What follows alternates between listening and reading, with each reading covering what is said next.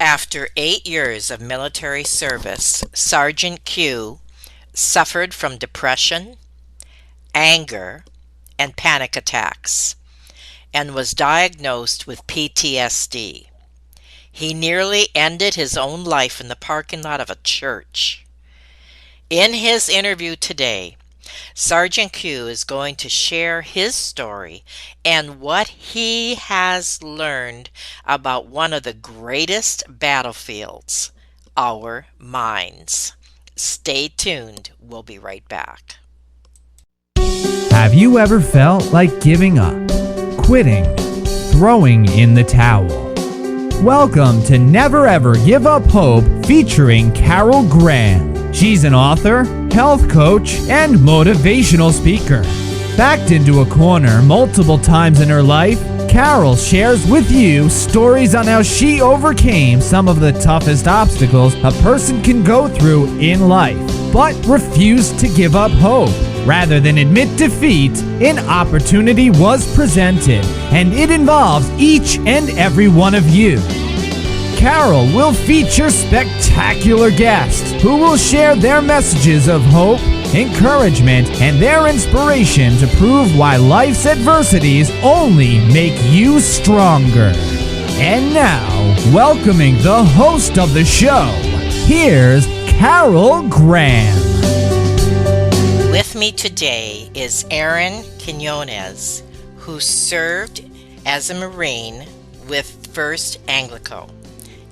He specialized in communication as a forward observer.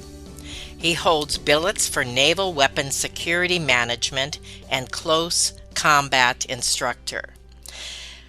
He has much more that I could say about him and what he has accomplished. But we're going to start from the beginning and have him share with us, first of all, on becoming a proud Marine right out of high school. Welcome, Aaron. Hey, thank you, Carol. Thanks for having me on. I really appreciate you giving me the opportunity to be on your platform and share my story. So tell us about what happened right out of high school and a little bit about your upbringing. Sure, absolutely. I grew up in the mountains of Northern California. It's a small little town called Mad River. And I think the graduating class was about 7 students. And so I grew up. Yeah, it was really small. I went to high school in Coos Bay, Oregon, but my grade school all the way through my freshman year, I was going to Southern Trinity High School there. It's a small little mountain town, like I said. There's nothing out there but loggers and outlaws, and my parents were the former. They were outlaws. I grew up on a hippie commune that my parents were marijuana farmers. And so they actually have done a documentary about where I grew up called Murder Mountain. Oh, wow. Yes. And so it's not actually a mountain, but a mountain range on the Humboldt Trinity County line. And that's right where I grew up. So there used to be a law enforcement commission called CAMP, which was California Agricultural Marijuana Patrol.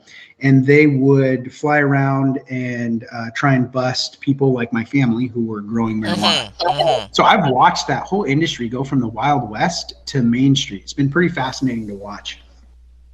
But growing up in that environment, in the outlaw environment, people really romanticize the whole hippie, marijuana growing movement. But it has a really dark underbelly. There's a lot of abuse that happens there. Drug abuse, spousal abuse, child abuse, murder.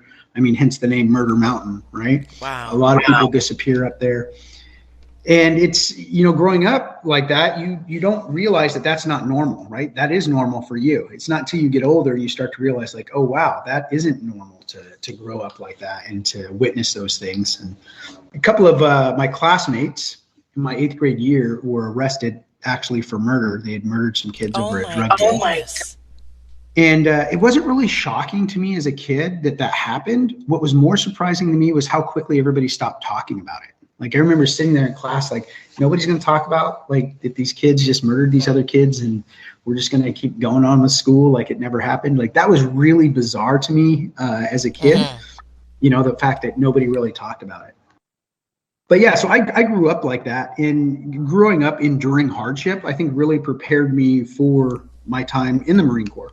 Because when I joined the Marines and I'm going through hardship there, I felt like it was easier for me than some of the other guys, just because I'd grown up enduring so much hardship. And so I'd watch guys wash out of boot camp, and same thing in Anglico. It's a special forces group. I'd watch guys, wash out of that. And I just didn't really understand it, because to me, I don't want to say it was easy, but it kind of came natural, the enduring hardship part.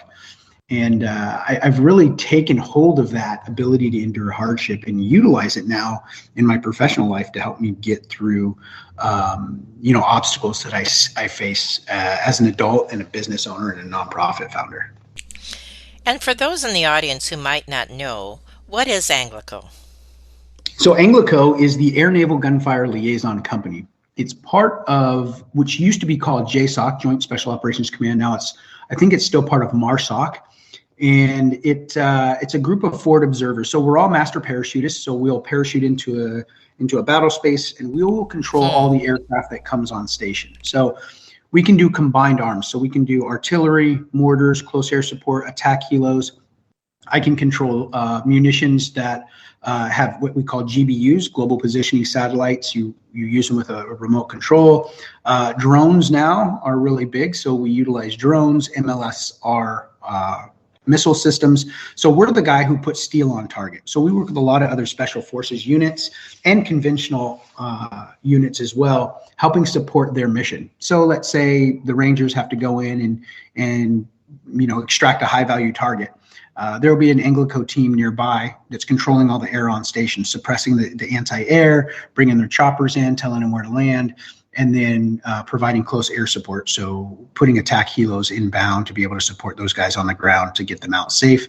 And if there is a casualty or somebody gets injured, we also know how to run a 9-line brief to be able to tell the choppers where to land to pick up our dead and wounded. So we control all the air on the battle space. That's our unique capability. Oh my goodness. I never knew that before. That is so interesting. Thank you for sharing that part. And you also volunteered for a combat tour in Iraq.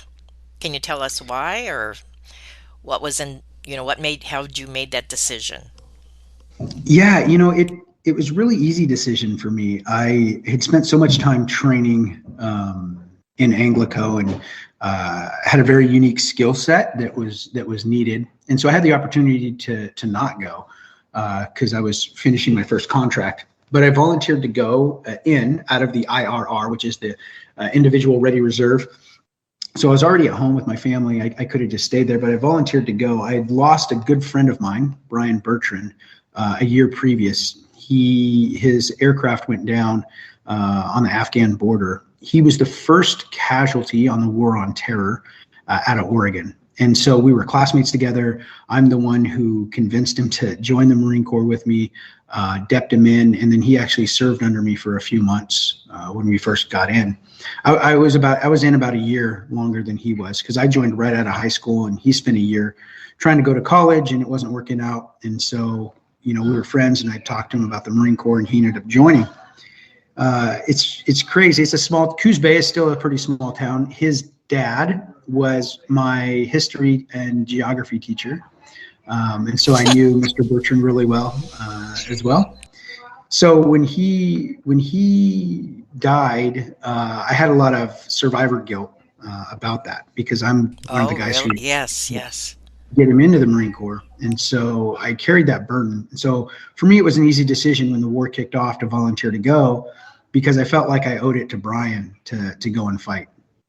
So for me, it was a really easy decision to say, hey, I'll go. We're going to switch gears a little bit here now. So at what point did you realize that the real battlefield is in your mind?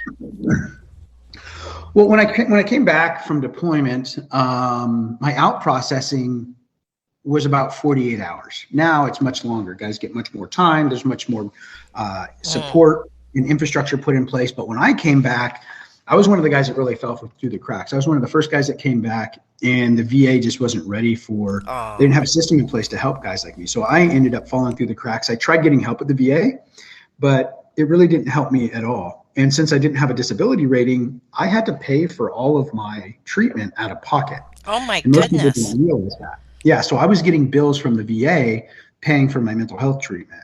And I just got tired of paying for it. And so I stopped. I said, this isn't right. You guys, this is the deal, right? Like, you're supposed to take care of me. That's the contract we signed. So I stopped paying. And then that next year, they ended up taking my income tax return, Gee, which left me pretty destitute. no And kidding. I was trying to hold down a job. I wasn't making enough money. I wasn't working enough hours, because I was struggling with mental health. And then that hit me. And the next thing I know, I'm living out of my car. And so it was a pretty humbling experience to go from being a top tier operator to living in my car No kidding. Wow. and feeling like the government really just abandoned me, and it was really hard pill to swallow, to feel like you were all alone and that this organization that's supposed to be helping you is not doing it. I got fired from my job because I wasn't very reliable. I wasn't showing up, which, they had every right to terminate me. I just couldn't manage my own mental health at the time. What And year so was this, Aaron? this was probably 2005, 2006 that Okay. I was living in my car. And so I from there, I started to get it together, and I worked a few jobs driving concrete trucks and working at a car dealership, but I just couldn't keep it together. I keep it together for, 3, 4, 5, 7 months, but something would happen and my mental health would deteriorate quickly, and I couldn't control it. I didn't know what was going on, and I would lose my job, lose my apartment. And so it was this yo-yo effect. And what I found now, because I've been studying the brain, is that this is called the anniversary effect. So when Really? the low points of my mental health, the low points of my mental health were always around the same time. And so I Oh, started journaling and tracking these things. And it's actually called the anniversary effect. And so there's a great book that's called The Body Keeps the Score. And it talks about how we retain trauma on a cellular level. And so even though our conscious mind doesn't recognize it, our subconscious mind does. And it will start to relive those trauma experiences. And we start having anxiety and depression and not understand where it's coming from. When you understand the anniversary effect and you start looking at your own life and the patterns, you start to see that there's these low points throughout the year for your mental health. And the majority of times it's connected to a trauma that you've experienced. now even though you are sharing this predominantly from a military perspective, this is very relatable. And I'm sure you're aware of that. That's no news. So explain how that affects anyone and everyone outside of military. Yeah, absolutely. So when I wrote the book, I wrote it for other veterans, and I had a wonderful editor. She's a very wonderful Christian lady, and she says, Aaron, if you explained, not change the terminology, but just explained the terminology and the acronyms that you're using, you could reach a much broader audience. Hmm. And I was like, I don't really want to do that, but I went ahead and did it. And man, she was so right, because what I've learned is that no matter how you experience trauma, whether it's from combat, from childhood, from abuse, from rape, from kidnapping, it doesn't matter how you experience trauma, the end result is always the same. It's the Hmm. hypervigilance, it's the anxiety, it's the depression, it's the suicidal ideations. Like, it doesn't matter how you experience it, the end result is the same for everybody. And so when I explain the terminology, it's been amazing to watch other groups utilize the book and the curriculum that I Hmm. created for domestic abuse survivors or women coming out of trafficking. Or I was in Lithuania teaching last year. I was teaching in Lithuania at a college. All these college kids. Lithuania has the highest suicide rate of all of Really? Eastern Europe, Wow. and so these are young kids. They haven't experienced combat, but they've experienced Yes. trauma over Yes. there, and so I had no idea that it would be able to be so relatable to so many different people. But like I said, what I realized is that no matter how you experience trauma, the end result is always the same. So a lot of people want to kind of stack rank trauma, like, oh, well, I'm a Hmm. veteran, but I didn't go to combat, so I don't have PTSD. It's like, well, I've heard your experience in the military, and that sounds pretty traumatic, even though it was in training. So yes, it is. But everybody wants to kind of stack rank, like, oh, well, who's got it worse? Like somebody always has it worse than me. So Yes. they downplay their own trauma instead of actually recognizing it and getting help for it. I really appreciate that answer. That really helped me to understand, and I appreciate what you said there. Now we're going to take a very short break, and when we come back, we're going to talk about Q missions. We're going to talk about the stigma of mental health issues, and something you said that I think is going to be really exciting for our audience to hear, and that is how to heal through serving, which is also part of your book. So we'll be right back. Carol Graham would like to show you the path from misery to miraculous triumph in her fast-paced memoir, Battered Hope. She relates her determination to succeed as someone who experienced one horrendous nightmare after another: gang raped and left for dead, loss of a child, husband falsely imprisoned, and cancer. Nothing could break her tenacity or faith. No matter what you face, heartache, loss, suffering, or injustice, Carol will illustrate how she became a victor the same way you can. The secret is to never, ever give up hope. Order your copy at Amazon or batteredhope.blogspot.com. Thank you so much, Erin, for being on Never Ever Give Up Hope today and what you have shared already, and even in light of PTSD and explaining how it does not just affect those who have been in the military, which I know that was a common term for decades, correct? Yes, absolutely.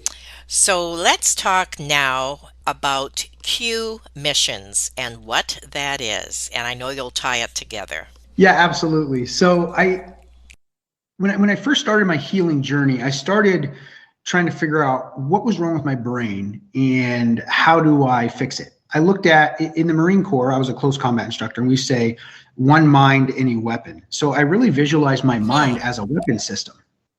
And I said, okay, if a weapon system's malfunctioning in the military, what do? We tap, rack, bang. We do an immediate action drill, and we get it back in the fight. Do a function check and keep on running. And so I tried to do that with my brain. So I had to learn as much as I could, as quick as I could, about how does the brain operate. And it's a very complex system. So I started reading all these medical journals, reading all of these case studies, and learning as much as I could about how the brain functions. At the same time, I was reading the Bible. And so for me, I had come very close to ending my own life. And it was on the 4th of July, and I was driving around looking for a place to just quietly end my life, because I was dealing with the anxiety and the depression. And the anxiety was so bad that it felt like my body was buzzing. And so I don't know if people in your audience have felt this way, but I felt uncomfortable inside of my own skin. I just wanted to get outside of my skin. Like if I could have, I would have peeled my skin off like you would take a shirt off. Like it just felt uncomfortable, like it was fiberglass under my skin. And I know now that was my brain pumping a tremendous amount of cortisol into my system and adrenaline, and that it was overdosing my body. And that's why I was having those sensory overload issues, is because all of those chemicals were like a fire hose going off inside of my body. That's why I was feeling so physically uncomfortable when I was going through this mental health episode. And so I drove around just trying to find a quiet place to end my life. And I found this big vacant parking lot. And so I drove into it, and I backed up my vehicle right next to the side of the building. And it was summer in the Northwest, so it gets a little warm. And so I could feel the heat of the sun coming in through the window. And so I rolled my window down just to get a little bit of a breeze to come through. And when I did that, I could hear these kids playing on a playground not too far away. And I thought, I'm just going to wait until these kids take off, because I don't want them to have to deal with this. And so I waited and waited, and then the next thing I knew, I had woken up. I had fallen asleep in my truck. And when I woke up, my suicidal ideations were gone. Oh, and so my I thought, word. that was strange. I've never experienced that before. I put my pistol away and I went on with my day. Well, a few days later, I got invited to go to church. And I was like, no, thanks. I'm not interested. I'm not religion. It's not my thing. And that Sunday, I woke up a little hungover, and I looked at that address, and I thought, what the heck? Let me go check this thing out and see what it's all about. So I drove to the address, and I drove right back into that same parking lot that I'd almost ended my life in 2 days ago. And it's a pretty surreal experience to drive back in, thinking like, okay, did I actually die? And I'm in some sort of purgatory, Groundhog's Day, like what's happening here? Went in and started listening to the pastor. He was doing this series about feeling lost and alone. I was like, oh my gosh. Oh my goodness. And so after the series, I think it was like 4 or 5 weeks, he gives an altar call. I go up and I give my life to the Lord. And I thought, okay, this is it. Like, I'm just going to give my life to the Lord and everything's going to be fine. So I did the altar call and nothing in my life actually changed. I was like, well, that didn't work. Like, okay, maybe I did something wrong here, but there's something here. I've got to figure this out. So I joined a small group with a group of guys, and it was supposed to go for 6 weeks. 3 years later, I was still working in that same small group of guys, and they were really teaching me how to read the Bible. Now, they had no idea how to relate to me as a veteran, a combat veteran, struggling with these mental health issues, but they just loved on me the best way they could and taught me how to read the Bible. So I'm reading the Bible and I'm reading these medical journals, and I created this small little program for myself to be able to overcome trauma with these things that I learned about the brain and about scripture. And so I would journal every day, and I would find these concepts out, and I would take them and make them an action item, and then I would live it out. I couldn't keep a job, so I started my own janitorial company. And over the last 14 years, my wife and I have grown that company to have over 130 employees now in the Pacific Northwest. And so the program that I created for myself really worked. 7 years ago, the Lord called me to lead other veterans to find the same healing that I did. And so I started Q Missions, and I start them right where I started. So I got invited by my church to go to Mexico and build a home for a homeless family. And I was very reluctant, and that's a common theme in my life. You'll see I'm very reluctant when the Lord calls me to do something, but I do it. So I went to Mexico and I built that home. It was on Memorial Day, as a matter of fact, and I built that home for a homeless family. And something inside of me changed. I felt hope. I felt emotion. I felt these feelings that I hadn't felt in years. And I thought, wow, I don't know what this is, but I need more of it. So I went back to my church and said, hey, when do we go on that again? They said, we only do it once a year. I was like, well, it's not enough for me. Can you connect me with other people? And so I learned about this whole missionary network that's out there through Builders International and AGWM and YWAM and all these other organizations. So I would travel around the world, and I would build churches and schools and orphanages, dig wells, teach children's programs. 3 or 4 times a year, I would travel and do these things, and it was really helping me. And that's where I learned this concept of healing through service, that there was healing through serving God and serving other people. And it totally blew my mind when I'm reading in the Bible that it tells us this is what we're supposed to be doing, is to be loving and serving others and loving and serving God. And then I'm reading these medical journals that are telling us the best way to build mental resiliency is through altruism and volunteerism and helping other people. And then I go out and I put this in practice, and I'm like, oh my gosh, this really works. Like, I feel much better. And so that is what I teach guys. So every year on Memorial Day, I'll take a team down to Mexico, and I'll take 40 to 50 guys with me, and we'll build a home for a homeless family. So it takes about 20 guys per house. So if there's 40 guys, we'll do 2 homes in 2 days. And I teach them from the book that I wrote and the curriculum that we created, the process of healing through service, how the brain operates. So every chapter we break it down into 5 pieces. Number 1, we give the concept that we're talking about. Number 2, we show the scientific studies behind this concept. Then number 3, we show the scriptural unpack. What does the Bible say about it? And then the 4th part is we take those 3 things and we combine them together and give them an action item, something they can go and do right now to prove it to themselves. So they don't have to believe what I'm saying. They can go do these things, these exercises, and have these experiences for themselves. And then the 5th part is typically a conclusion or a transition to the next subject. So basically what you're doing is we're taking the focus off of ourselves and putting it on someone else. That's a very big part of it. But there's also a neurofeedback loop that happens in our brain Okay. that when we're serving other people, it's increasing our own well-being. And so there's Mm-hmm. 4 main brain chemicals that we need to have a healthy brain. So they're really easy to remember if you remember DOSE. So it's dopamine, oxytocin, serotonin, and endorphins. Mm-hmm. And so how do you create a dopamine hit? Well, if you accomplish a small task, you'll get a bit of dopamine, which helps you complete the next task. Oxytocin, the best way to build oxytocin is a hug from somebody. And so when you're on the Interesting. mission field and this family is overwhelmed because you've built them a home, they're hugging you, you're hugging each other, you're hugging the missionaries. There's a lot of hugging that happens because it's a very intense emotional experience. So there's your oxytocin.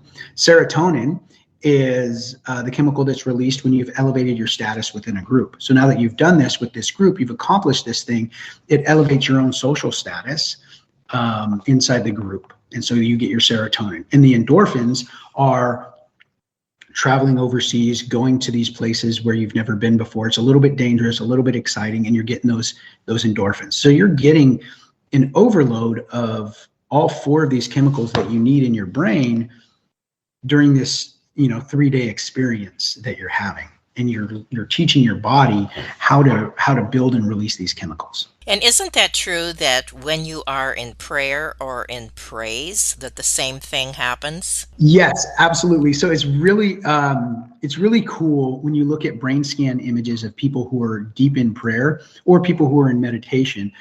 You can see the same area of the brain actually light up. It's pretty fascinating. I go into that in my book. I talk about how the different areas of the brain will light up, and you can see that when people are in prayer and worship. It's really remarkable that you can actually see physical changes happening in the brain when you're in prayer and worship. I'm really glad that you said that that is in your book, and we're going to talk about your book a little more. That's exciting, to say the least. But first of all, I just want you to address how to break the stigma of mental health issues. That's a great question. So I travel a lot and speak on this very issue right here. And I think it's really important, especially for people who are in a leadership role. If you're in a leadership role, it's even more important for you to take note of this. So for those of you who are listening, and if you're in a leadership role, this is the time to really pay attention. So what I've learned, and I'll go more in depth in it, but what I've learned is that when we speak about our own mental health struggles, it gives people around us permission to speak about their mental health issues as well. So if you're in a leadership role, or if you're in a position of authority, especially, it's important for you to share these things. Now, you don't have to be an open book and tell everybody everything about your life.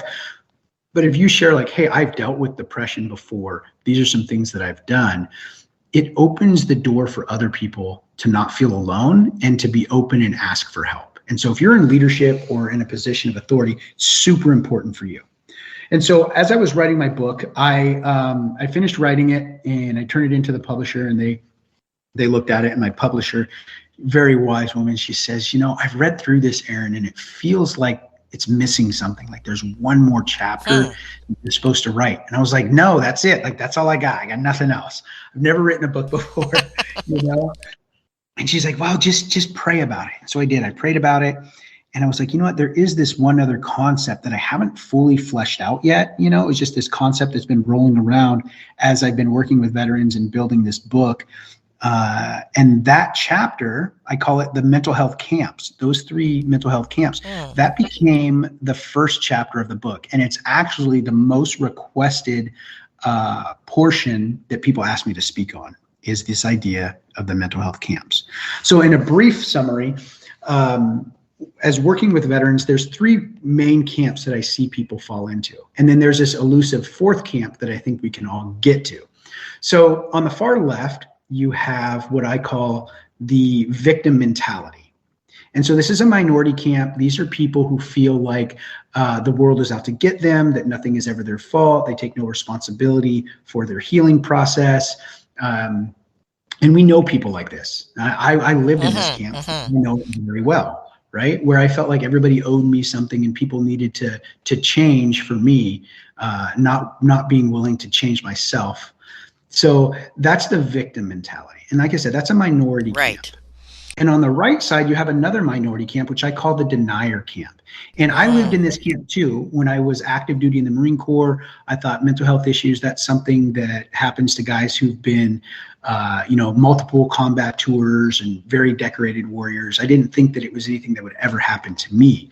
And so in this camp, you hear people say things like, oh, you just need to get over it, or if you tried harder, or if you prayed more, or you hear all these things discounting an individual's experience regarding their mental health journey. And you hear more derogatory stuff where it's this stigma that they're broken or they're useless or they can't do anything. And those are a minority camp as well. But the majority of us, we live in the middle. And I call it the silent majority, because there are people who have mental health issues, depression, anxiety, suicidal ideations, addiction, but they're afraid to say anything about it because they're too afraid of the people on the right, the denier camp, painting them as the people on the left, the victim mentality. So they suffer in silence. But we're the only ones that can actually change the conversation. Because if we stand up and we say, hey, I struggle with anxiety, I struggle with depression or PTSD or whatever that is, it gives permission for everybody else to do the same thing. And it changes the perception of what mental health looks like. And so for the people on the right, the denier camp, it changes what they think somebody struggling with mental health looks like. Because they look at me, I travel the world, I have 2 very successful businesses, an award-winning nonprofit, I'm a published author and speaker, I have a technology startup. And they say, you struggle with depression and anxiety? I said, yeah, man, there's some days I can't even get out of bed because my depression is so bad. Or I have to leave an event early because my anxiety is overwhelming me. It changes what they think that mental health condition looks like. Yes. And for the people on the left, the denier camp, it gives them hope that they can do better and be better. But the most important thing it does is it emboldens the rest of the silent majority to step forward and say, hey, me too, I struggle. And then that way we can move from the silent majority into what I call Camp Hope. And hope is so powerful. According to the Johns Hopkins University, it is the #1 concept most closely related to survival. I think that you have really covered the bases here, and yet this is only a beginning because your book is going, I'm assuming, going to expound on each one of these. Is that correct? And can you tell us a little bit more about your book? Yeah, absolutely. So the book, when I wrote it really with the small groups that veterans get into, or like recovery groups, or like the church small groups. Because when I learned a lot was in the small group at my church, where I was learning to read the Bible and understanding these concepts. So when I built the book, I built it so it could be used as a small group study. Okay. So there's a video series that can go with it, and each chapter, there's 11 chapters of the book. And each chapter, you go through those 5 different sections, and then you go do these action items together. And then by the time you get to chapter 11, it has you go out as a group and do some sort of community service together as a group, using everything that you've learned and putting it into practice out there in the field. And so it works great with small groups. I teach a lot of churches here who are trying to get missions organizations up and running in their churches. They utilize this curriculum to help them do that. I've got other churches that use it for like domestic abuse survivors. I've got another organization that uses it for people who are coming out of trafficking, to be able to utilize this curriculum to teach people how the brain operates. So you do all of that, and throughout the whole book, you're journaling your experience. And I tell people that if they go through all 11 chapters and they do all of the journaling, that there's actually 12 chapters in my book.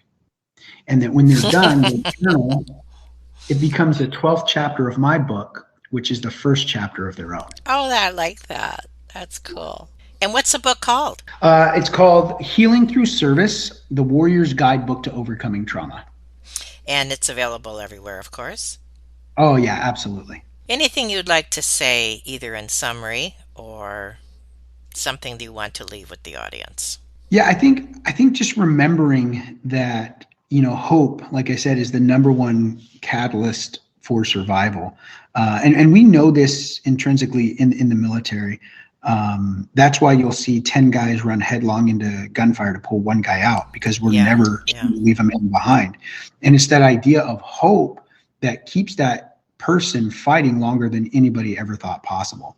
And that leads right into the technology that we created called Q Actual. We created a mobile platform for your phone that you can select 2 or 3 friends that can help you when you're struggling with mental health.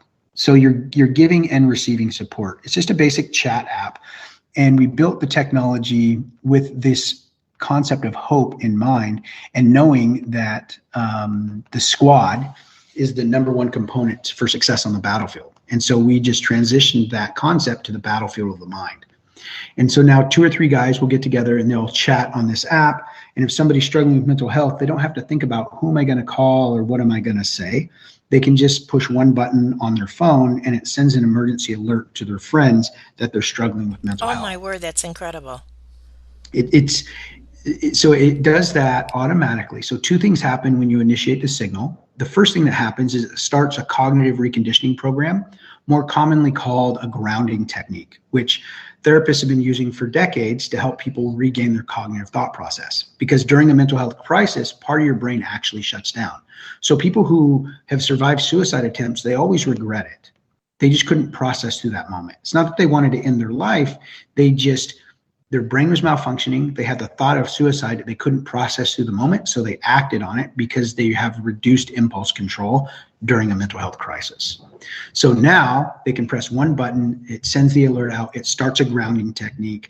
And as soon as they finish the grounding technique, it takes them directly into the chat where they're chatting with their friends. Now, if the individual doesn't answer up or they're saying some things that are concerning, it doesn't even matter, because when they initiate the signal, it turned on their GPS locator, and now their friends can navigate directly to their position via the app, or they can direct emergency services to help the individual, because if there's been an attempt, those moments really, really matter. No So they kidding. gave this app went through a clinical study at a Cone Health in Greensboro last year.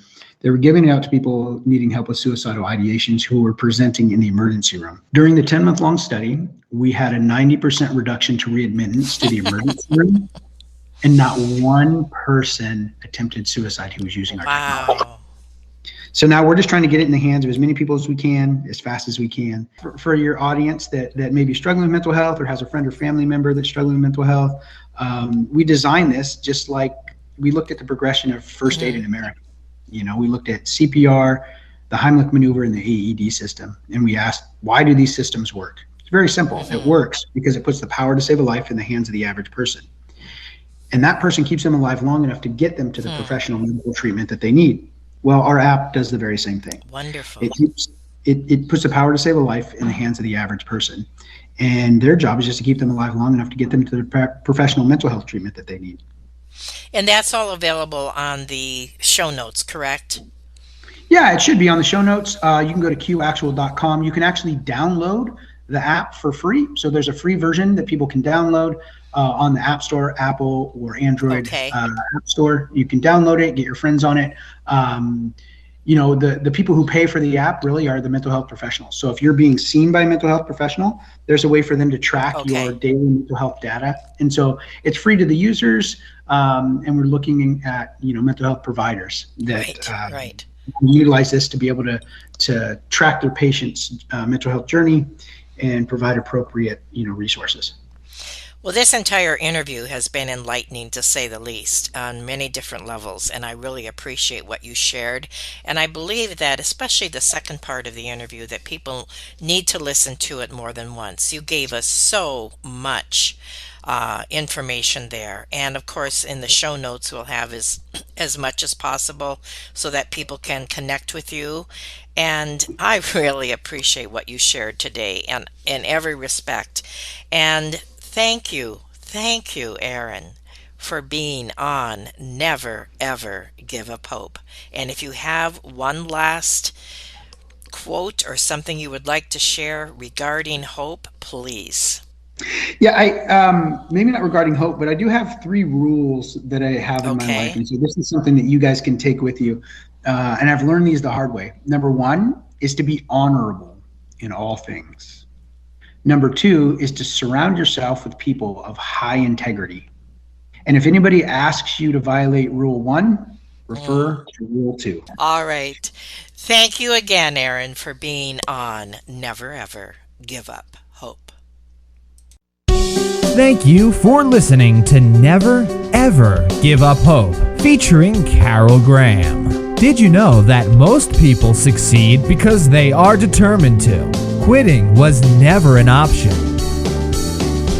Carol loves your comments and will respond to each one. So please subscribe and review this podcast. A rating of 5 stars would be outstanding and appreciated. Remember, if you are still here, there is always hope.